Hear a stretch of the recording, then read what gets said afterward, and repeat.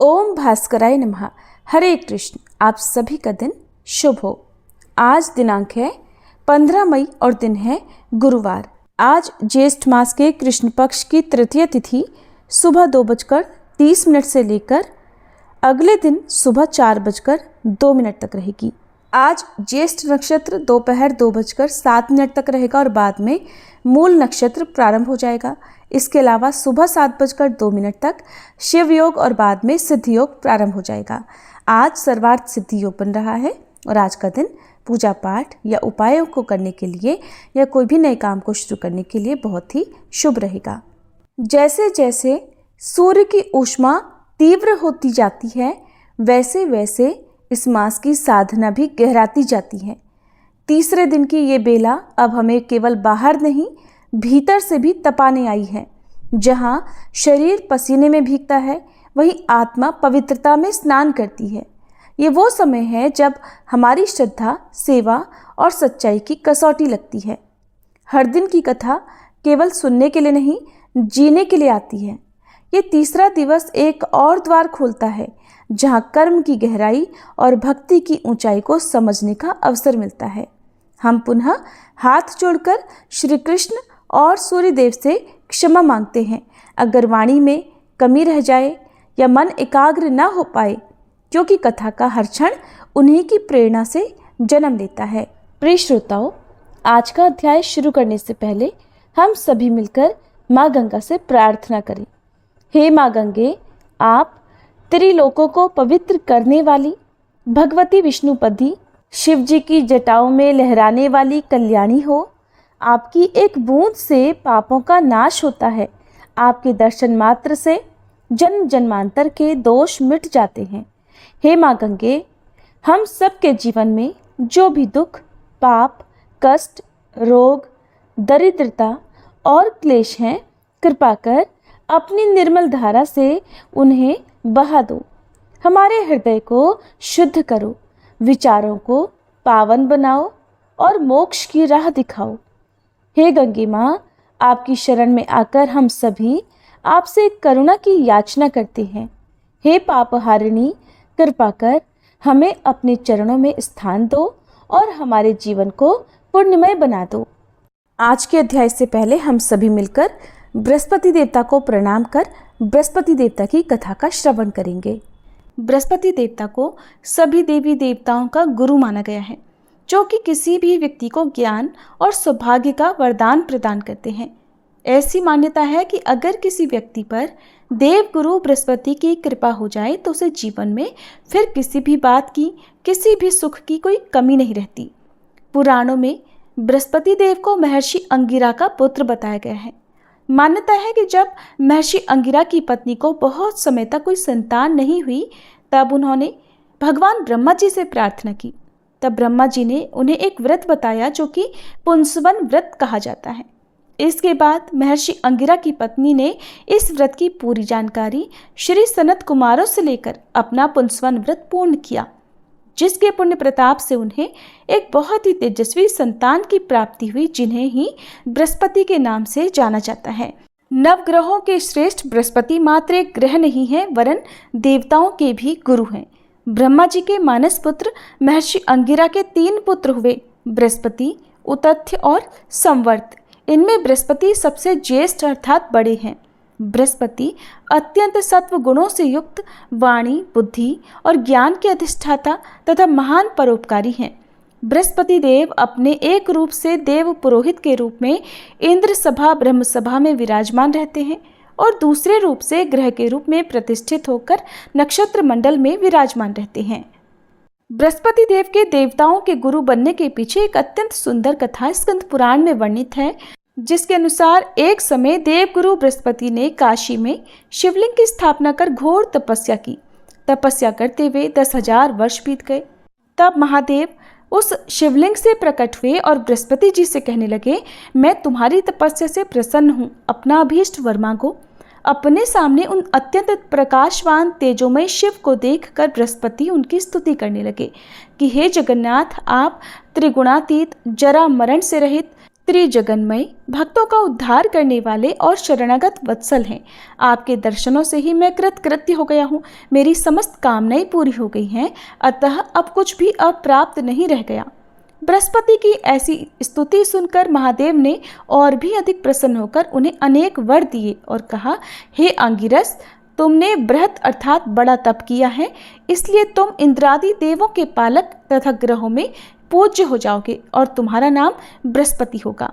महादेव ने आगे कहा, हे ग्रहाधीश, तुम बड़े वक्ता और विद्वान हो, इसलिए तुम्हारा नाम वाचस्पति भी होगा।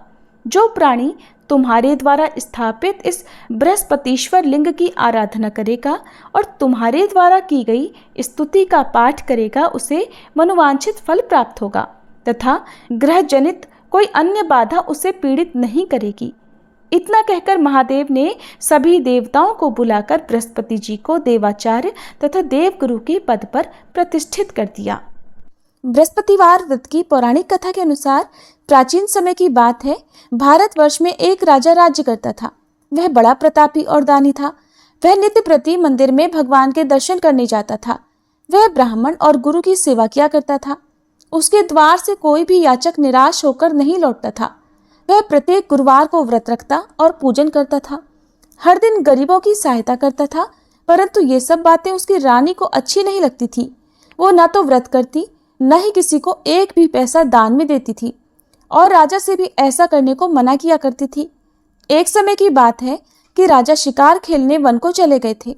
घर पर रानी और दासी थी। उसी समय गुरु बृहस्पति साधु का रूप धारण करके राजा के दरवाजे पर भिक्षा मांगने आए। साधु ने रानी से भिक्षा मांगी तो वह कहने लगी, हे साधु महाराज, मैं इस दान और पुण्य से तंग आ गई हूँ। इस कार्य के लिए तो मेरे पतिदेव ही बहुत हैं। अब आप ऐसी कृपा करें कि हमारा सारा धन नष्ट हो जाए और मैं आराम से रह सकूं। साधु रूपी बृहस्पति देव ने कहा, हे देवी, तुम बड़ी विचित्र हो। संतान और धन से कोई दुखी नहीं होता है, इसको तो सभी चाहते हैं। पापी भी पुत्र और धन की इच्छा करता है।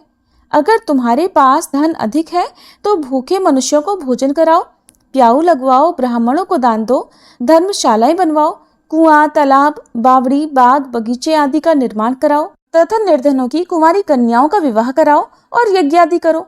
इस प्रकार के कर्मों से आपके कुल का और आपका नाम परलोक में सार्थक होगा और स्वर्ग की प्राप्ति होगी। किंतु रानी साधु की इन बातों से खुश नहीं हुई। उसने कहा, हे साधु महाराज, मुझे ऐसे धन की बिल्कुल आवश्यकता नहीं जिसको मैं अन्य लोगों को दान दूं या जिसको रखने और संभालने में ही मेरा सारा समय नष्ट हो जाए।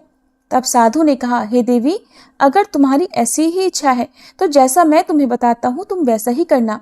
बृहस्पतिवार के दिन घर को गोबर से लीपना, अपने केशों को पीली मिट्टी से धोना, राजा से कहना वह दाढ़ी कटवाए, भोजन में मांस मदिरा खाना, कपड़ा धोबी के यहाँ धुलने देना।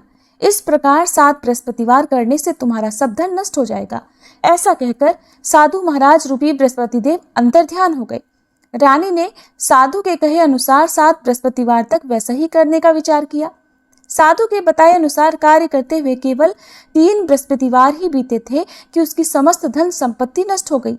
भोजन के लिए दोनों समय परिवार तरसने लगा तथा सांसारिक भोगों से दुखी रहने लगा। तब वह राजा रानी से कहने लगा, हे रानी, तुम यहाँ पर रहो, मैं दूसरे देश को जाता हूँ। क्योंकि यहाँ पर मुझे सभी मनुष्य जानते हैं, इसलिए मैं यहाँ कोई काम नहीं कर सकता। मैं परदेश जा रहा हूँ, वहाँ कोई काम धंधा करूँगा, शायद हमारे भाग्य बदल जाए। ऐसा कहकर राजा परदेश चला गया। वह वहाँ जंगल से लकड़ी काटकर लाता और शहर में बेचता। इस तरह जीवन व्यतीत करने लगा। इधर राजा के बिना रानी और दासियां दुखी रहने लगी। किसी दिन भोजन मिलता और किसी दिन जल पीकर ही रह जाती। एक बार रानी और दासियों को 7 दिन तक बिना भोजन के रहना पड़ा तो रानी ने अपनी दासी से कहा, हे दासी, यहाँ पास ही के नगर में मेरी बहन रहती है, वह बड़ी धनवान है। तू उसके पास जा और वहां से 5 सेर बेझर मांग कर ले आ, जिससे कुछ समय के लिए गुजर हो जाएगा। दासी रानी की बहन के पास गई। रानी की बहन उस समय पूजा कर रही थी। दासी ने रानी की बहन से कहा, हे रानी, मुझे आपकी बहन ने भेजा है, मुझे 5 सेर बेझर दे दो। दासी ने ये बात अनेक बार कही, परंतु रानी की बहन ने कोई उत्तर नहीं दिया, क्योंकि उस समय वह बृहस्पतिवार की कथा सुन रही थी। जब दासी को रानी की बहन से कोई उत्तर नहीं मिला तो वह बहुत दुखी हुई। उसे क्रोध भी आया। वह लौटकर रानी से बोली, हे रानी, आपकी बहन तो बहुत ही घमंडी है। वह तो छोटे लोगों से बात भी नहीं करती। मैंने उससे बहुत बार कहा लेकिन उसने कोई उत्तर नहीं दिया। मैं वापस चली आई। रानी बोली, हे दासी, इसमें उसका कोई दोष नहीं है। जब बुरे दिन आते हैं तब कोई सहारा नहीं देता। अच्छे बुरे का पता विपत्ति में ही लगता है। अब तो जो ईश्वर की इच्छा होगी वही होगा। ये सब हमारे भाग्य का दोष है। उधर रानी की बहन ने सोचा कि मेरी बहन की दासी आई थी, परंतु मैं उससे नहीं बोली, इससे वह बहुत दुखी हुई होगी। अतः कथा सुनकर और विष्णु भगवान का पूजन समाप्त कर वह अपनी बहन के घर आई और कहने लगी, हे बहन, मैं बृहस्पतिवार का व्रत कर रही थी। तुम्हारी दासी हमारे घर गई थी, परंतु जब तक कथा होती है तब तक हम लोग ना उठते हैं और ना बोलते हैं, इसलिए मैं नहीं बोली। कहो दासी क्यों गई थी? रानी बोली, बहन, हमारे घर अनाज नहीं था।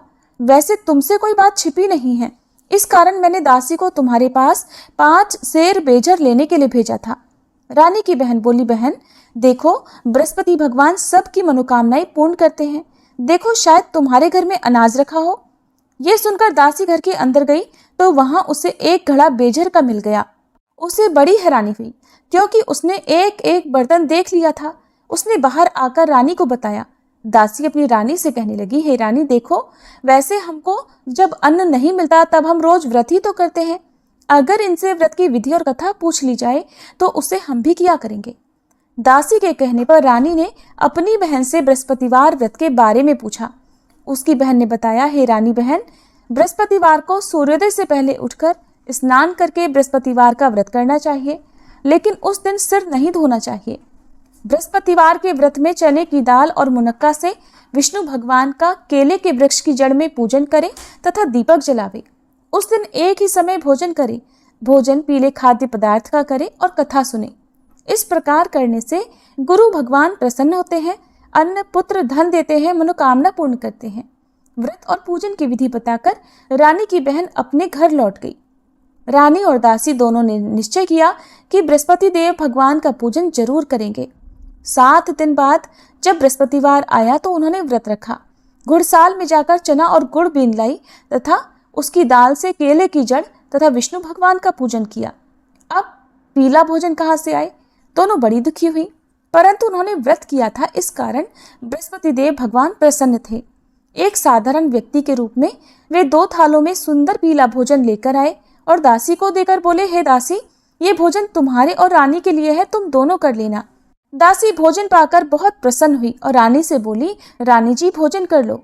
रानी को भोजन आने के बारे में कुछ नहीं पता था, इसलिए वह दासी से बोली, जा तू ही भोजन कर, क्यों तू व्यर्थ में हमारी हंसी उड़ाती है। तब दासी बोली, रानी, एक व्यक्ति भोजन दे गया है। तब रानी कहने लगी, वो भोजन तेरे लिए ही देकर गया है, तू ही भोजन कर। दासी ने कहा, वह व्यक्ति हम दोनों के लिए 2 थालों में भोजन देकर गया है, इसलिए मैं और आप दोनों ही साथ साथ भोजन करेंगे। फिर दोनों ने गुरु भगवान को नमस्कार कर भोजन किया। उसके बाद से वे प्रत्येक बृहस्पतिवार को गुरु भगवान का व्रत और पूजन करने लगी। बृहस्पति भगवान की कृपा से उनके पास धन हो गया, परंतु रानी फिर पहले की तरह से आलस्य करने लगी। तब दासी बोली, देखो रानी, तुम पहले भी इसी प्रकार आलस्य करती थी। तुम्हें धन रखने में कष्ट होता था, इस कारण सभी धन नष्ट हो गया।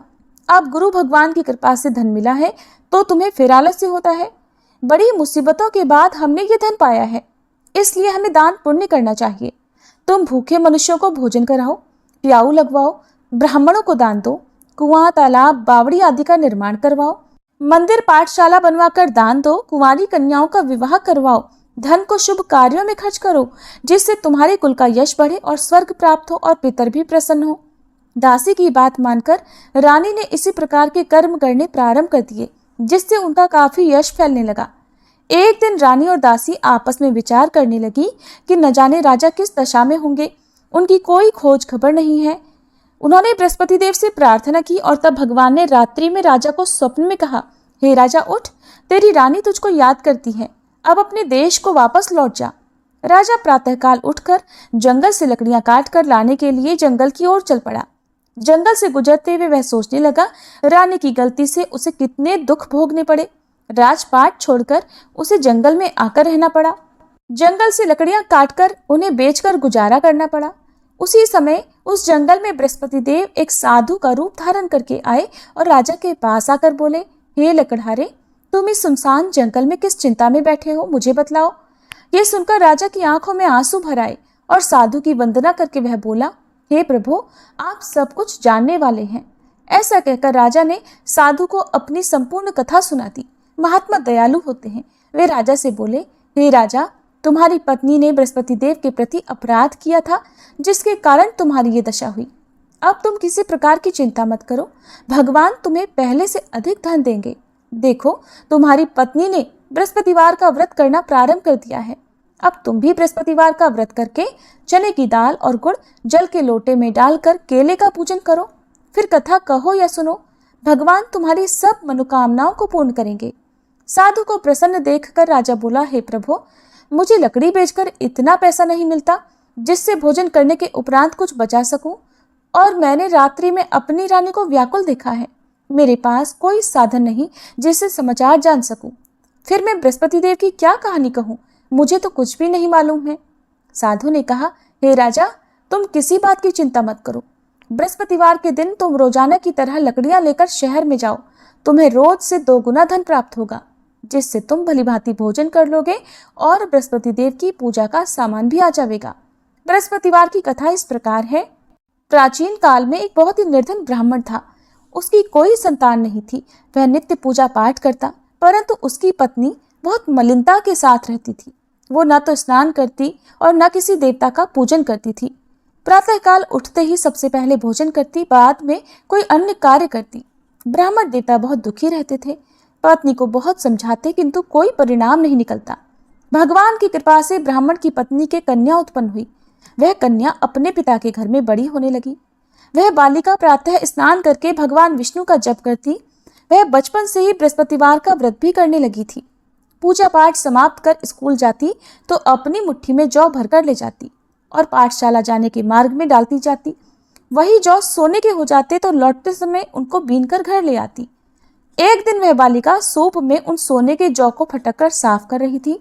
तभी उसकी माँ ने देख लिया और कहने लगी, हे बेटी, सोने के जौ को फटकने के लिए सोने का सूप होना चाहिए।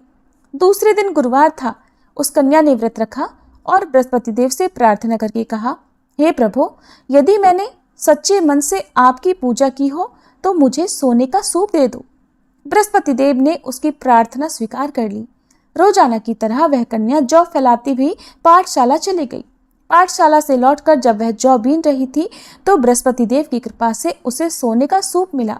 उसे वह घर ले आई और उससे जौ साफ करने लगी, परंतु उसकी माँ का वही ढंग रहा। एक दिन की बात है, वह कन्या सोने के सूप में जौ साफ कर रही थी। उस समय उस नगर का राजकुमार वहां से होकर निकला। इस कन्या के रूप और सोने के सूप में जौ को साफ करते देखकर वह उस कन्या पर मोहित हो गया। राजमहल आकर वह भोजन तथा जल त्याग कर उदास होकर लेट गया। राजा को जब राजकुमार द्वारा अन्न जल त्यागने का समाचार मिला तो अपने मंत्रियों के साथ वह अपने पुत्र के पास आया और बोले, हे बेटा, तुम्हें किस बात का कष्ट है? किसी ने अपमान किया है अथवा कोई और कारण है? मुझे बताओ, मैं वही करूंगा जिससे तुम्हें प्रसन्नता हो। तब राजकुमार ने अपने पिता की बातें सुनी और बोला, मुझे आपकी कृपा से किसी बात का दुख नहीं है। किसी ने मेरा अपमान नहीं किया है, परंतु मैं उस लड़की के साथ विवाह करना चाहता हूँ जो सोने के सूप में जौ साफ कर रही थी। ये सुनकर राजा आश्चर्य में पड़ गया और बोला, हे बेटा, इस तरह की कन्या का पता तुम ही लगाओ।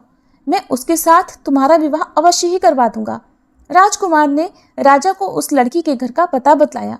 मंत्री उस लड़की के घर गया और राजा का आदेश ब्राह्मण को सुनाया। कुछ ही दिन बाद ब्राह्मण की कन्या का विवाह राजकुमार के साथ संपन्न हो गया। कन्या के घर से जाते ही उस ब्राह्मण देवता के घर में पहले की तरह गरीबी का वास हो गया। अब भोजन के लिए भी अन्न बड़ी मुश्किल से मिलता था। एक दिन दुखी होकर ब्राह्मण अपनी पुत्री से मिलने गया। बेटी ने पिता की दुखी अवस्था को देखा और अपनी माँ का समाचार पूछा। ब्राह्मण देवता ने सभी हाल कह सुनाया। तब कन्या ने बहुत सारा धन देकर अपने पिता को विदा कर दिया। इस तरह ब्राह्मण का कुछ समय सुखपूर्वक बीता, लेकिन कुछ दिन बाद फिर वही हाल हो गया। ब्राह्मण फिर अपनी कन्या के यहाँ गया और सभी हाल कहा तो पुत्री कहने लगी, हे पिताजी, आप माताजी को यहाँ लिवा लाओ, मैं उन्हें वह विधि बता दूंगी जिससे गरीबी दूर हो जाए। अब ब्राह्मण देवता अपनी पत्नी को साथ लेकर अपनी पुत्री के पास राजमहल में पहुंचे तो पुत्री अपनी माँ को समझाने लगी, हे माँ, तुम प्रातःकाल उठकर प्रथम स्नानादि करके विष्णु भगवान का पूजन करो तो सब दरिद्रता दूर हो जाएगी। परंतु उसकी माँ ने उसकी एक बात नहीं मानी। वह प्रातःकाल उठकर अपनी पुत्री का बचा जूठन खा लेती थी। एक दिन उसकी पुत्री को बहुत गुस्सा आया। उसने एक रात कोठरी से सारा सामान निकाल दिया और उसमें अपनी माँ को बंद कर दिया। प्रातः उसमें से निकाला और स्नान आदि करा के पूजा पाठ करवाया तो उसकी माँ की बुद्धि ठीक हो गई। इसके बाद वह नियम से पूजा पाठ करती और प्रत्येक बृहस्पतिवार को व्रत करने लगी। इस व्रत के पुण्य प्रभाव से उसकी माँ भी बहुत धनवान हो गई और बृहस्पति देवता के प्रभाव से स्वर्ग को गई। वह ब्राह्मण भी सुख पूर्वक इस लोक का सुख भोग कर स्वर्ग को प्राप्त हुए। इस तरह कहानी कहकर साधु महाराज वहां से लोप हो गए। धीरे धीरे समय बीतने पर फिर बृहस्पतिवार का दिन आया। राजा जंगल से लकड़ी काटकर किसी शहर में बेचने गए। उसे उस दिन और दिनों से अधिक धन मिला। राजा ने चना गुड़ आदि लाकर बृहस्पतिवार का व्रत किया। उस दिन से उसके सभी क्लेश दूर हुए। परंतु जब अगला गुरुवार का दिन आया तो वह बृहस्पतिवार का व्रत करना भूल गया। इस कारण बृहस्पति भगवान नाराज हो गए। उस दिन उस नगर के राजा ने विशाल यज्ञ का आयोजन किया तथा अपने समस्त राज्य में घोषणा करवा दी कि कोई भी मनुष्य अपने घर में भोजन ना बनाए और आग भी ना जलाए। समस्त जनता मेरे यहाँ भोजन करने आए। इस आज्ञा को जो न मानेगा उसको फांसी की सजा दी जाएगी। राजा की आज्ञा अनुसार राज्य के सभी निवासी राजा के भोज में सम्मिलित हुए, लेकिन लकड़हारा कुछ देर से पहुंचा, इसलिए राजा उसको अपने साथ महल में ले गए। जब राजा लकड़हारे को भोजन करा रहे थे तो रानी की दृष्टि उस खूंटी पर पड़ी जिस पर उसका हार लटका हुआ था। उसे हार खूंटी पर लटका दिखाई नहीं दिया। रानी को निश्चय हो गया कि मेरा हार उस लकड़हारे ने चुरा लिया है। उसी समय सैनिक बुलवाकर उसको कैद खाने में डलवा दिया। जब लकड़हारा कारागार में पड़ गया तो बहुत दुखी होकर विचार करने लगा कि न जाने कौन से पूर्व जन्म के कर्म से मुझे ये दुख प्राप्त हुआ है, और उसी साधु को याद करने लगा जो जंगल में मिला था। तत्काल बृहस्पति देव साधु के रूप में प्रकट हो गए और उसकी दशा को देखकर कहने लगे, अरे मूर्ख, तूने बृहस्पति देवता की कथा नहीं की, इस कारण तुझे दुख प्राप्त हुआ है। अब चिंता मत कर, बृहस्पतिवार के दिन कारागार के दरवाजे पर 4 पैसे पड़े मिलेंगे। उनसे तू बृहस्पति देव की पूजा करना तो तेरे सभी कष्ट दूर हो जाएंगे। अगले बृहस्पतिवार उसे कारागार के द्वार पर 4 पैसे पड़े मिले। राजा ने पूजा का सामान मंगवाकर कथा कही और प्रसाद बांटा। उसी रात्रि को बृहस्पति देव ने उस नगर के राजा को स्वप्न में कहा, हे राजा, तूने जिस आदमी को कारागार में बंद करा दिया है वह निर्दोष है, वह राजा है, उसे छोड़ देना। रानी का हार उसी खूंटी पर लटका हुआ है। अगर तू ऐसा नहीं करेगा तो मैं तेरे राज्य को नष्ट कर दूंगा। राजा प्रातःकाल उठा और खूंटी पर हार टंगा देखकर लकड़हारे को बुलाकर क्षमा मांगी तथा राजा के योग्य सुंदर वस्त्र आभूषण भेंट कर उसे विदा किया। गुरुदेव की आज्ञा अनुसार राजा अब अपने नगर को चल दिया। राजा जब नगर के निकट पहुंचा तो उसे बड़ा ही आश्चर्य हुआ। नगर में पहले से अधिक बाग, तालाब और कुएं तथा बहुत सी धर्मशाला, मंदिर आदि बने हुए हैं। राजा ने पूछा कि ये किसका बाग और धर्मशाला है? तब नगर के सब लोग कहने लगे, ये सब रानी और दासी द्वारा बनवाए गए हैं। राजा को आश्चर्य हुआ और गुस्सा भी आया। जब रानी ने खबर सुनी कि राजा आ रहे हैं तो उसने अपनी दासी से कहा, हे दासी, देख, राजा हमको कितनी बुरी हालत में छोड़ गए थे। वह हमारी ऐसी हालत देख कर लौट ना जाए, इसलिए तो दरवाजे पर खड़ी हो जा। रानी की आज्ञा अनुसार दासी दरवाजे पर खड़ी हो गई। जब राजा आए तो उन्हें अपने साथ महल में लिवा लाई। तब राजा ने क्रोध करके अपनी तलवार निकाली और पूछने लगा, बताओ, ये धन तुम्हें कैसे प्राप्त हुआ है? तब रानी ने बताया, हमें ये सब धन बृहस्पति देव के व्रत के प्रभाव से प्राप्त हुआ है। राजा ने तब निश्चय किया कि 7 रोज बाद तो सभी बृहस्पति देव का पूजन करते हैं, परंतु मैं रोजाना दिन में 3 बार कथा कहा करूंगा तथा रोज व्रत किया करूंगा। अब हर समय राजा के दुपट्टे में चने की दाल बंधी रहती तथा दिन में 3 बार वह कथा कहता। एक दिन राजा ने विचार किया कि चलो अपनी बहन के यहाँ आवे। इस तरह का निश्चय कर राजा घोड़े पर सवार होकर अपनी बहन के यहाँ चल पड़ा। रास्ते में उसने देखा कि कुछ आदमी एक मुर्दे को लिए जा रहे हैं। उन्हें रोककर राजा कहने लगा, अरे भाइयों, मेरी बृहस्पतिवार की कथा सुन लो। वे बोले, लो, हमारा तो आदमी मर गया है, इसको अपनी कथा की पड़ी है। परंतु कुछ आदमी बोले, अच्छा कहो, हम तुम्हारी कथा भी सुनेंगे। राजा ने दाल निकाली और कथा कहनी शुरू कर दी। जब कथा आधी हुई तो वह मुर्दा हिलने लगा और जब कथा समाप्त हुई तो राम राम करके वह मनुष्य खड़ा हो गया। राजा आगे बढ़ा, उसे चलते चलते शाम हो गई। आगे मार्ग में उसे किसान खेत में हल चलाता मिला। राजा उससे बोला, अरे भैया, तुम मेरी बृहस्पतिवार की कथा सुन लो। किसान बोला, जब तक मैं तेरी कथा सुनूंगा तब तक 4 हरैया जोत लूंगा। जा अपनी कथा किसी और को सुनाना। राजा आगे चलने लगा।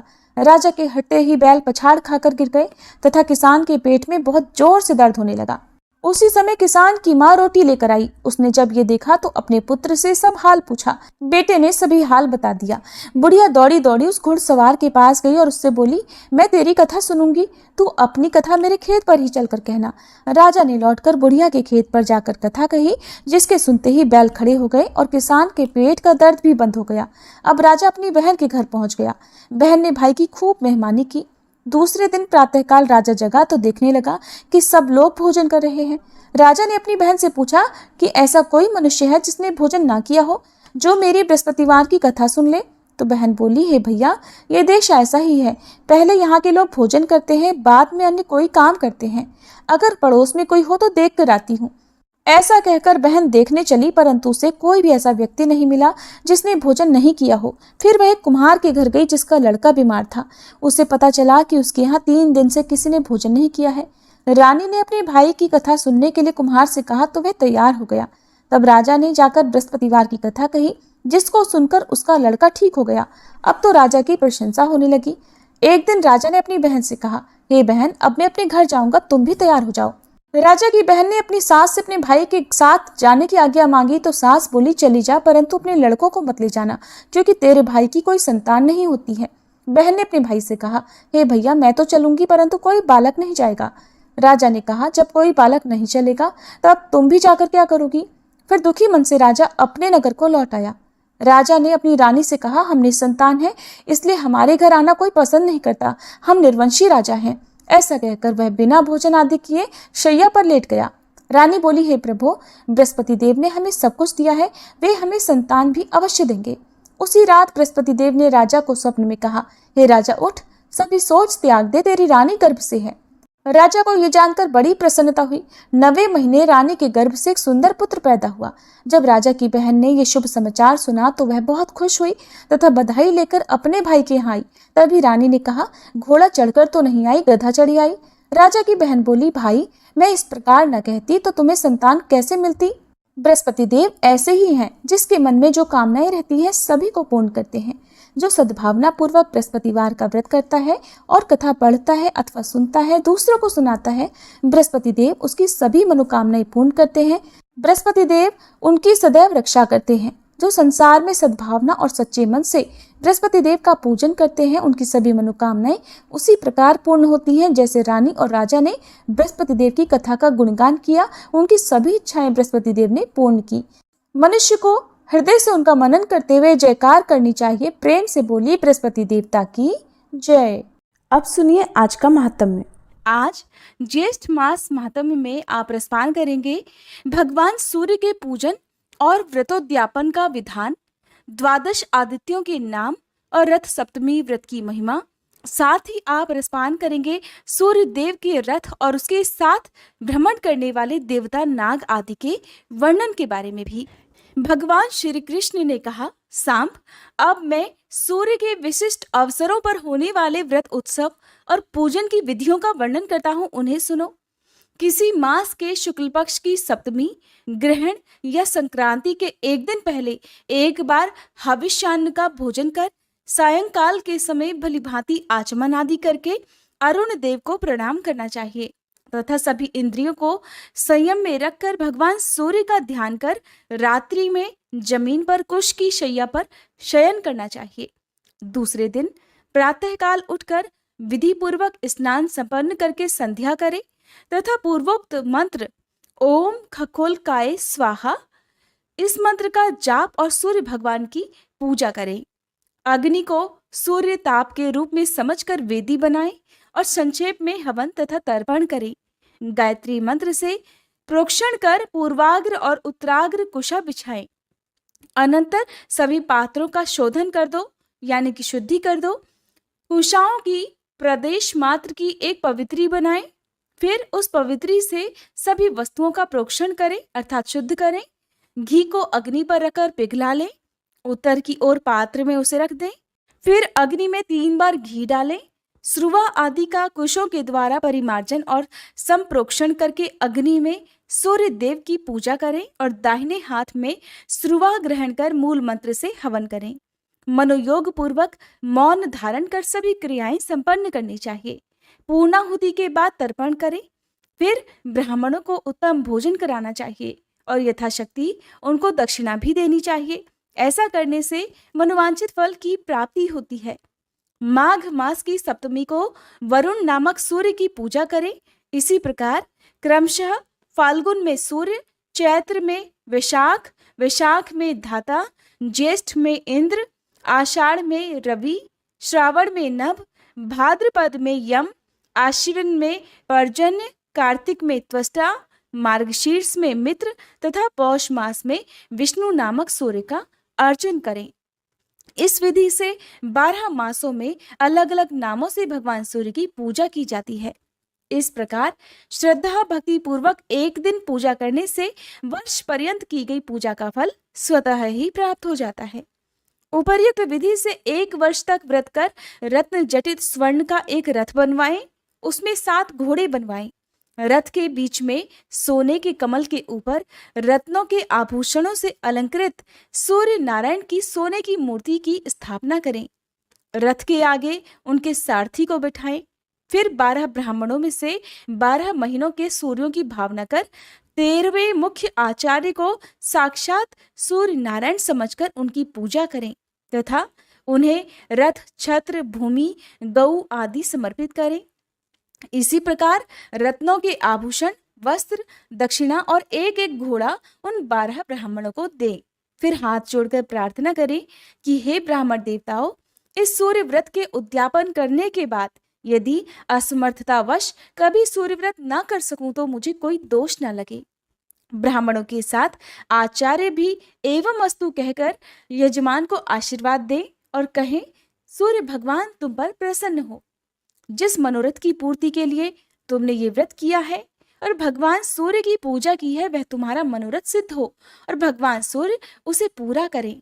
अब व्रत न करने पर भी तुम्हें कोई दोष नहीं लगेगा। इस प्रकार आशीर्वाद प्राप्त कर दीनों, नेत्रहीनों तथा अनाथों को यथाशक्ति भोजन कराएं और ब्राह्मणों को भोजन कराकर दक्षिणा देकर व्रत की समाप्ति करें।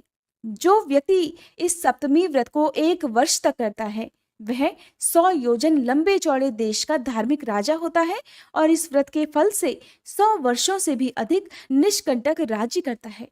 जो स्त्री इस व्रत को करती है वह राजपत्नी होती है अर्थात रानी होती है। निर्धन व्यक्ति इस व्रत को यथाविधि संपन्न कर बतलाई हुई विधि के अनुसार तांबे का रथ ब्राह्मणों को देता है तो वह 80 योजन लंबा चौड़ा राज्य प्राप्त कर लेता है। इसी प्रकार आटे का रथ बनवाकर दान करने वाला 60 योजन विस्तृत राज्य प्राप्त करता है। वह चिरायु, निरोग और सुखी रहता है। इस व्रत को करने से पुरुष 1 कल्प तक सूर्य लोक में निवास करने के बाद राजा होता है। यदि कोई व्यक्ति भगवान सूर्य की मानसिक आराधना भी करता है तो वह भी समस्त आदि व्याधियों से रहित होकर सुखपूर्वक जीवन बिताता है। जिस प्रकार भगवान सूर्य को कोहरा स्पर्श नहीं कर पाता, उसी प्रकार मानसिक पूजा करने वाले साधक को किसी प्रकार की आपत्तियां स्पर्श नहीं कर पाती। यदि किसी ने मंत्रों के द्वारा भक्ति पूर्वक विधि विधान से व्रत संपन्न करते हुए भगवान सूर्य नारायण की आराधना की तो फिर उसके विषय में तो कहना ही क्या। इसलिए अपने कल्याण के लिए भगवान सूर्य की पूजा अवश्य करनी चाहिए। पुत्र सूर्य नारायण ने इस विधि विधान को स्वयं अपने मुख से मुझसे कहा था। आज तक उसे गुप्त रहकर पहली बार मैंने तुमसे कहा है। मैंने इसी व्रत के प्रभाव से हजारों पुत्र और पौत्रों को प्राप्त किया है, दैत्यों को जीता है, देवताओं को वश में किया है और मेरे इस चक्र में सदा सूर्य भगवान निवास करते हैं। नहीं तो इस चक्र में भला इतना तेज कैसे होता। यही कारण है कि सूर्य नारायण का नित्य जप, ध्यान, पूजन आदि करने से मैं जगत का पूज्य हूँ। वत्स, तुम भी मन, वाणी और कर्म से सूर्य नारायण की आराधना करो। ऐसा करने से तुम्हें विविध सुख प्राप्त होंगे। जो पुरुष भक्ति भाव पूर्वक इस विधान को सुनता है वह भी पुत्र, पौत्र, आरोग्य और लक्ष्मी को प्राप्त करता है और सूर्यलोक को भी प्राप्त हो जाता है। तब भगवान कृष्ण कहने लगे, सांब, माघ मास के शुक्ल पक्ष की 5वीं तिथि को एक भुक्त व्रत और षष्ठी को नक्त व्रत करना चाहिए। कुछ लोग सप्तमी में उपवास करना चाहते हैं और कुछ विद्वान षष्ठी में उपवास और सप्तमी तिथि में पारण करने का विधान बताते हैं। इस प्रकार अनेकों मत इस बारे में हैं। वस्तुतः षष्ठी को उपवास कर भगवान सूर्य नारायण की पूजा करनी चाहिए। रक्त चंदन, करवीर पुष्प, गुग्गल, धूप, पायस आदि नैवेद्यों से माघ आदि 4 महीनों तक सूर्य नारायण की पूजा करनी चाहिए। ज्येष्ठ मास सूर्य नारायण को समर्पित होता है। इस पूरे ही मास में भगवान सूर्य नारायण की विधि विधान से पूजा करनी चाहिए। आत्मशुद्धि के लिए गोमय मिश्रित जल से स्नान, गोमय का प्राशन और यथाशक्ति ब्राह्मण भोजन भी कराना चाहिए। ज्येष्ठ आदि 4 महीनों में श्वेत चंदन, श्वेत पुष्प, कृष्ण अगरु धूप और उत्तम नैवेद्य सूर्य नारायण को अर्पण करना चाहिए। इसमें पंचव्य प्राशन कर ब्राह्मणों को स्वादिष्ट भोजन कराना चाहिए। आश्विन आदि 4 मासों में अगस्त्य पुष्प, अपराजित धूप और गुड़ के पुओं के द्वारा नैवेद्य तथा इक्षु रस भगवान सूर्य को समर्पित करना चाहिए। यथाशक्ति ब्राह्मण भोजन कराकर आत्मशुद्धि के लिए कुशा के जल से स्नान करना चाहिए। उस दिन कुशोदक का ही प्राशन करें। व्रत की समाप्ति में ज्येष्ठ मास के शुक्ल सप्तमी को रथ का दान करें और सूर्य भगवान की प्रसन्नता के लिए रथ यात्रोत्सव का आयोजन करें। महापुण्यदायिनी इस सप्तमी को रथ सप्तमी कहा गया है। यह महासप्तमी के नाम से अभिहित है। रथ सप्तमी को जो उपवास करता है वह कीर्ति, धन, विद्या, पुत्र, आरोग्य, आयु और उत्तमोत्तम कांति प्राप्त करता है। हे पुत्र, तुम भी इस व्रत को करो जिससे तुम्हारे सभी अभीष्टों की सिद्धि हो। इतना कहकर शंख चक्र गदा पद्मधारी श्री कृष्ण अंतर्ध्यान हो गए। सुमंतु ने कहा, हे राजन, उनकी आज्ञा पाकर सांब ने भी भक्ति पूर्वक सूर्य नारायण की आराधना में तत्पर हो रथ सप्तमी का व्रत किया और फिर कुछ ही समय में रोग मुक्त होकर मनोवांछित फल प्राप्त कर लिया। अब जानिए सूर्य देव के रथ और उसके साथ भ्रमण करने वाले देवता, नाग आदि के वर्णन के बारे में। राजा शतानीक ने पूछा, हे मुने, सूर्य नारायण की रथ यात्रा किस विधान से करनी चाहिए? रथ कैसा बनाना चाहिए?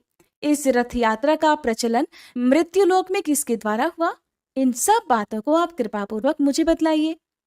सुमंतु मुनि बोले, राजन, किसी समय सुमेरु पर्वत पर समासीन भगवान रुद्र ने ब्रह्मा जी से पूछा, श्री ब्रह्मा जी, इस लोक को प्रकाशित करने वाले भगवान सूर्य किस प्रकार के रथ में बैठकर भ्रमण करते हैं, इसे आप बताइए। तब ब्रह्मा जी कहने लगे, हे त्रिलोचन, सूर्य नारायण जिस प्रकार के रथ में बैठकर भ्रमण करते हैं उसका मैं वर्णन करता हूं, आप सानंद सुनिए। 1 चक्र, 3 नाभि, 5 अरे तथा स्वर्णमय अति कांतिमान 8 बंधों से युक्त और 1 नेमी से सुसज्जित इस प्रकार के 10,000 योजन लंबे चौड़े अतिशय प्रकाशमान स्वर्ण रथ में विराजमान भगवान सूर्य विचरण करते रहते हैं। रथ के उपस्थ से ईशा दंड 3 गुना अधिक है। यही उनके सारथी अरुण बैठते हैं। इनके रथ का जुआ सोने का बना हुआ है। रथ में वायु के समान वेगवान छंद रूपी 7 घोड़े जुते रहते हैं। संवत्सर में जितने अवयव होते हैं वे ही रथ के अंग हैं। तीनों काल चक्र की 3 नाभियां हैं। 5 ऋतुएं अरे हैं। 6ठी ऋतु नेमी है। दक्षिण और उत्तर ये 2 अयन रथ के दोनों भाग हैं। मुहूर्त रथ के इशु, कला, शम्य, काष्ठाएं रथ के कोण, क्षण, अक्षदंड, निमेश रथ के कर्ण, ईशादंड, लव, रात्रि, वरुथ, धर्म रथ का ध्वज, अर्थ और काम धुरी का अग्रभाग, गायत्री, त्रिष्टुप, जगती, अनुष्टुप, पंक्ति, बृहति तथा उष्णिक ये 7 छंद 7 अश्व हैं। धुरी पर चक्र घूमता है। इस प्रकार के रथ में बैठकर भगवान सूर्य निरंतर आकाश में भ्रमण किया करते हैं। देव, ऋषि, गंधर्व, अप्सरा, नाग, ग्रामणी और राक्षस ये सब सूर्य के रथ के साथ घूमते हैं और 2-2 मासों के बाद इनका परिवर्तन हो जाता है। धाता और अर्यमा ये 2 आदित्य, पुलत्स्य तथा पुलह नामक 2 ऋषि, खंडक, वासुकी नामक 2 नाग, तुम्बरु और नारद ये 2 गंधर्व, क्रतुस्थला और पुंजिका स्थल ये अप्सराएं, रथ कृस्त्र तथा रथौजा ये 2 यक्ष, हेती तथा प्रहेती नाम के 2 राक्षस ये क्रमशः चैत्र और वैशाख मास में रथ के साथ चला करते हैं।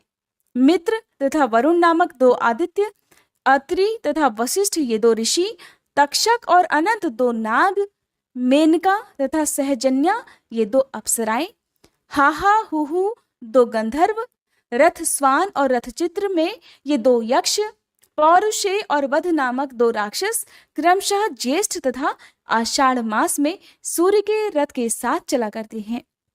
श्रावण और भाद्रपद में इंद्र तथा विविस्वान नामक दो आदित्य, अंगिरा तथा भृगु नामक दो ऋषि, एलापर्ण तथा शंखपाल ये दो नाग, प्रमलोचा और दुंदुका नामक दो अप्सराएं, भानु और दुर्दुर नामक गंधर्व, सर्प तथा बाह्य नामक दो राक्षस, स्रोत और आपूरण नामक दो यक्ष सूर्य रथ के साथ चलते रहते हैं। आश्विन और कार्तिक मास में पर्जन्य और पूषा नाम के दो आदित्य, भारद्वाज और गौतम नामक दो ऋषि, चित्रसेन तथा वसुरुचि नामक दो गंधर्व, विश्वाची तथा घृताची नाम की दो अप्सराएं, ऐरावत और धनंजय नामक दो नाग और सेनाजित तथा सुषेण नामक दो यक्ष, आप और वात नामक दो राक्षस सूर्य रथ के साथ चला करते हैं। मार्गशीर्ष तथा पौष मास में अंशु तथा भग नामक दो आदित्य तथा कश्यप और कृतु नामक दो ऋषि, महापद्म और करकोटक नामक दो नाग, चित्रांगद और अरणायु नामक दो गंधर्व, सहा तथा असह्या नामक दो अप्सराएं, तार्क्ष और अरिष्टनेमी नामक यक्ष, आप तथा वात नामक दो राक्षस सूर्य रथ के साथ चला करते हैं। माघ फाल्गुन में क्रमशः पूषा तथा जिष्णु नामक दो आदित्य, जमदग्नि और विश्वामित्र नामक दो ऋषि, कार्दवे और कम्बलेश्वर ये दो नाग, धृतराष्ट्र तथा सूर्य वर्चा नामक दो गंधर्व, तिलोत्तमा और रंभा ये दो अप्सराएं, सेनजित और सत्यजित नामक दो यक्ष, ब्रह्मोपेत तथा यज्ञोपेत नाम के दो राक्षस सूर्य रथ के साथ चला करते हैं। श्री ब्रह्मा जी ने कहा, हे रुद्रदेव, सभी देवताओं ने अपने अंशरूप से विविध अस्त्र शस्त्रों को भगवान सूर्य की रक्षा के लिए उन्हें दिया है।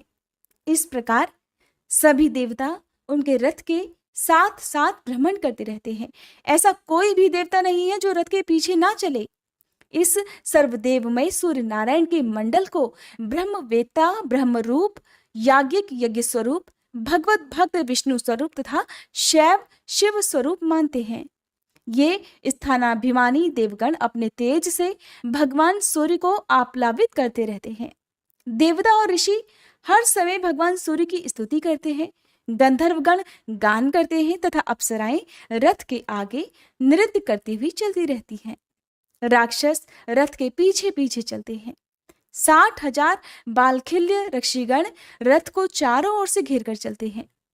दिवसपति और स्वयंभू रथ के आगे, भर्ग दाहिनी ओर, पद्मज बाईं ओर, कुबेर दक्षिण दिशा में, वरुण उत्तर दिशा में, वितिहोत्र और हरि रथ के पीछे रहते हैं।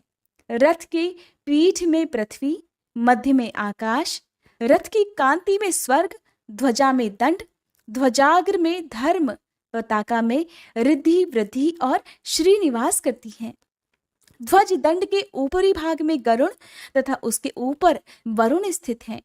मिनाक पर्वत छत्र का दंड, हिमाचल छत्र होकर सूर्य के साथ रहते हैं।